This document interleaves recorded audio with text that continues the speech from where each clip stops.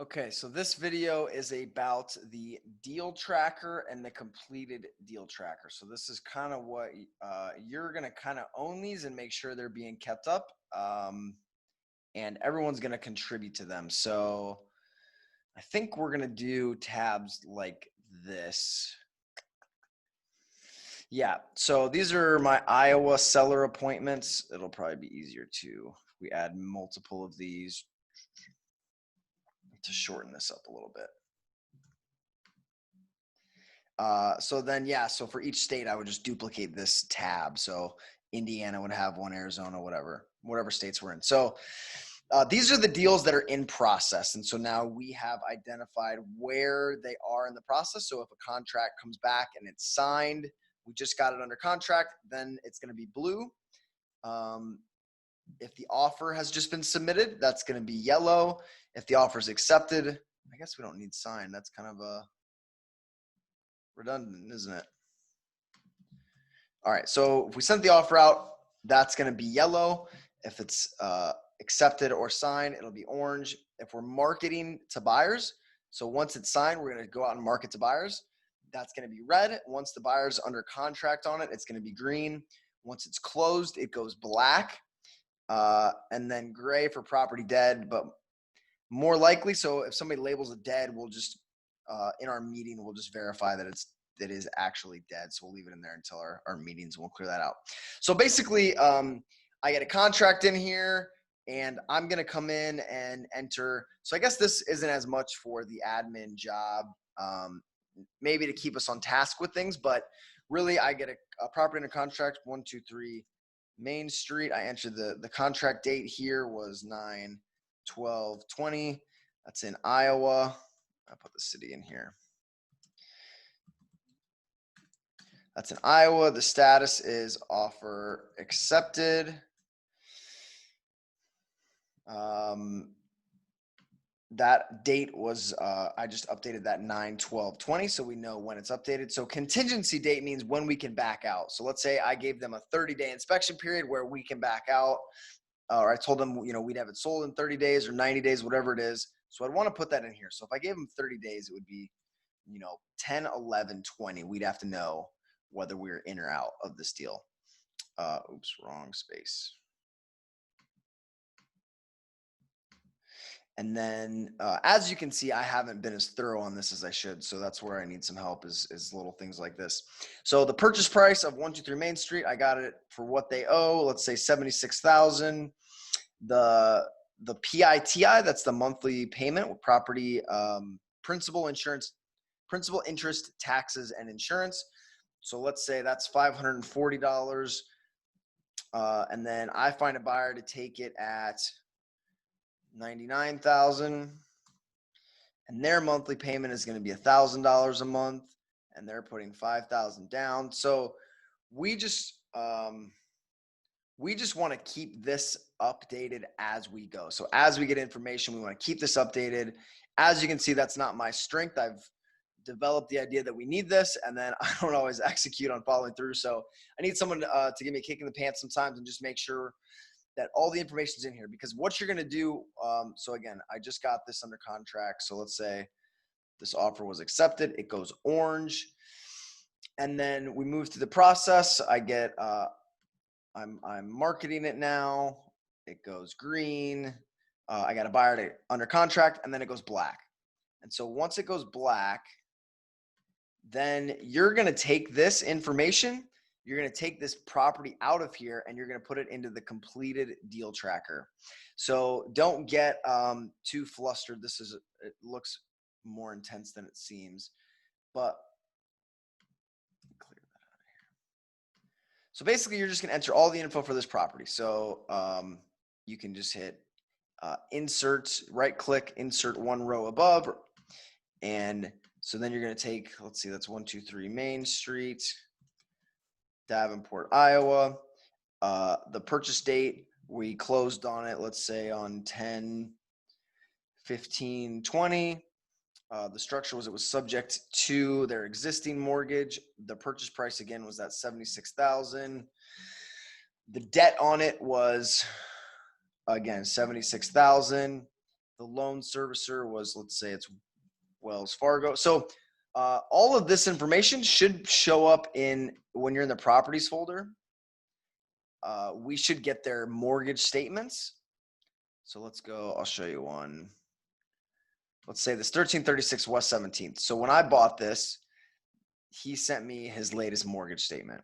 So all this info should be in one of the properties folders or in Mojo or in the deal tracker spreadsheet. So, so this would be a U.S. bank loan, and then the 76,036.29. So that's basically what you put in here for the purchase price and the debt. So I just rounded here. Let's say if that was that property. So that's where you get the information, is in those spreadsheets. And if you don't have that, you got to let us know, right? Like, hey, where's that mortgage statement? I need to know exactly what our purchase price and what our debt was. So that should show up there. It should also be in the HUD, which is the closing statement. And so that should break out. This is the contract sales price. And so that's where that information comes from. So in the properties, and then in the deal tracker, and then, so the monthly payment again if you don't know that, you can, make sure to ask one of us, or again, it should be on this mortgage statement. It should say the monthly payment, and this changes over time. So don't worry about that. But so this says $348.50.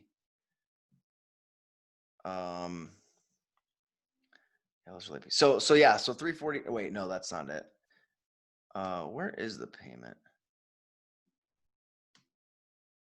Maybe this is just the payoff and I don't have the payment right there.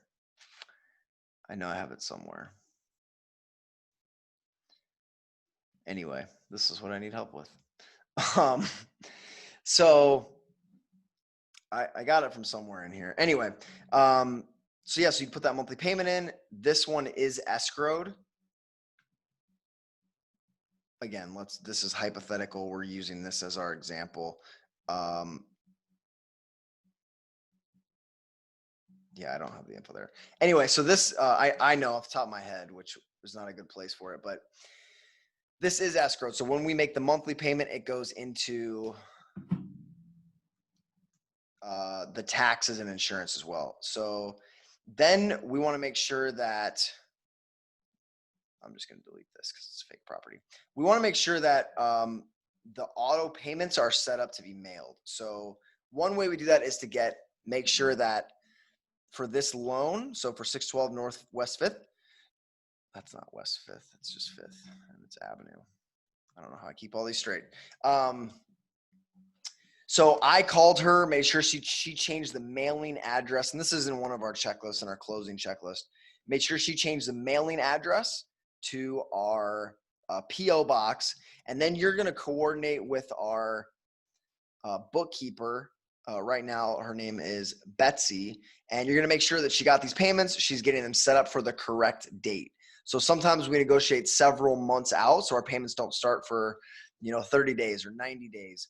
So let's say if my payment started on 11/1, I would need to make sure Betsy knew that payment wasn't to be paid until 11/1. So we want to make sure there's great communication there. If you have any questions, just ask.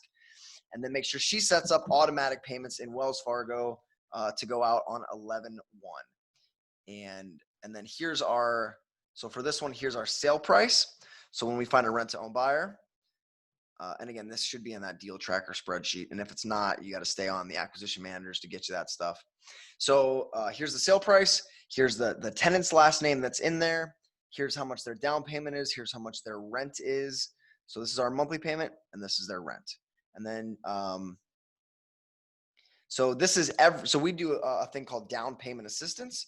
So every month, for some people, so for every month, part of their payment goes to them getting equity.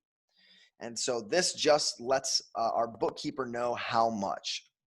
So you can see here, so for this Kenton guy, this is still pending because it's green, but he's going to make a $1,400 payment, and he's going to get $100 of credit towards equity. So when she's doing our books, she knows what that is. So this won't change over time. You just got to enter it once. And again, we're only doing a couple deals a month right now. It should expand, but so you only have to do this process a couple times a month right now. This is just a calculation, so this is automatic. This is also automatic, so you don't even have to do anything in there. If you know Excel, you can just drag these formulas down the line, and it'll calculate.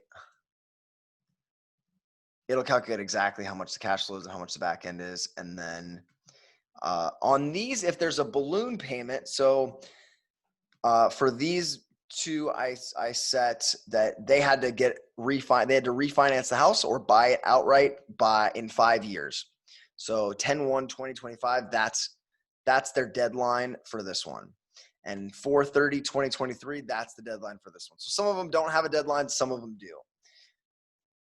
So that is all the information that goes on the completed deal tracker. And then these are deals that I have either put into my rental portfolio or have just sold outright. So that's either a wholesale or a flip. So wholesale, I buy it and sell it to another investor and I don't touch it. Flip is obviously I fix it up. So yeah, these two are pending. So these are going, and it says here where it goes in this structure line. So this was a lease option.